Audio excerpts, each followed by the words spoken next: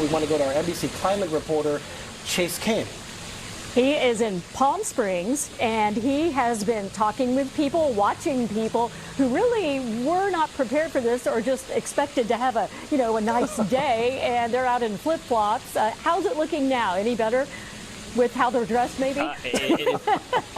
No, everyone is still wearing flip-flops, and they have very wet feet. Even just in the last few minutes since we were with you guys, the Palm Springs General Store here hung up this sign.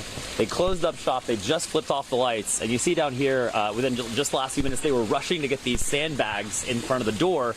And I want to show you why, because the streets are starting to flood very quickly here in Palm Springs. There's probably about 5 inches of water here. We're actually going to walk across and show you some of what's going on, because just to the right of your screen, those are the mountains alongside Palm Springs. So all the water that is falling is hitting the side of those mountains, rushing down the street here. You can even see that there is mud and pieces of debris that are flowing off the side of the mountain here in Palm Springs. And so again, we're standing in several inches of water on the road.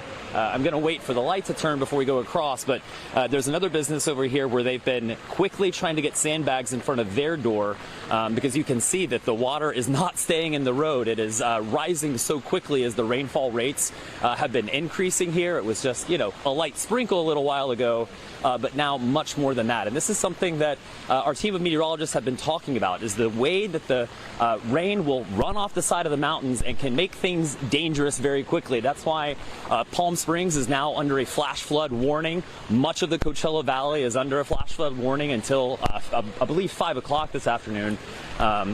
Walking through some deep water here. We're hoping that we could catch the people that were inside the store, but water has come up onto the sidewalk. They just got these sandbags out a few minutes ago. It is developing quickly. Business owners waving at us there through the window. May not want to chat with us, but It's quite the fact that this has been the first tropical storm in 80 years. We're in the middle of that, and then the earthquake happens. I think Lucy Jones earlier, the seismologist, said that it'd been, since the 1930s that Ojai had seen an earthquake quite like this. What do you make of that? I mean, you just kind of touched on it, the fact that we're dealing with 2 natural disasters now at the same time. And also, what kind of mobilization do your local, agencies, your law enforcement agencies, your fire agencies, what kind of things do they go into? What kind of mode do they go into when an earthquake like this happens? Well, emergency mode, exactly. They're out surveying. I know that there's been an aerial survey. The Ventura County Aviation Unit did a survey, and they looked at Matilaha Dam and Lake Casitas, and according to what I've heard, there are no issues to report at this moment. So I just think it's a really important time for all of us to be ready to, if the power goes out, to have food, to have water, to have gas in the car, to be talking to our neighbors and seeing how we can help each other, and to have our disaster kits ready to go. What have you heard from some of your constituents about the earthquake? I mean, like you said, it's jarring. It's 2 things all at once, the storm and now this. Yes.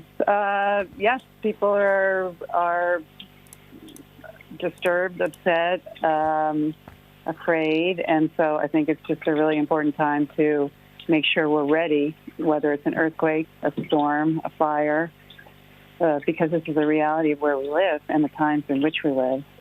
And to also to embrace our neighbors and our community and realize we're all in this together.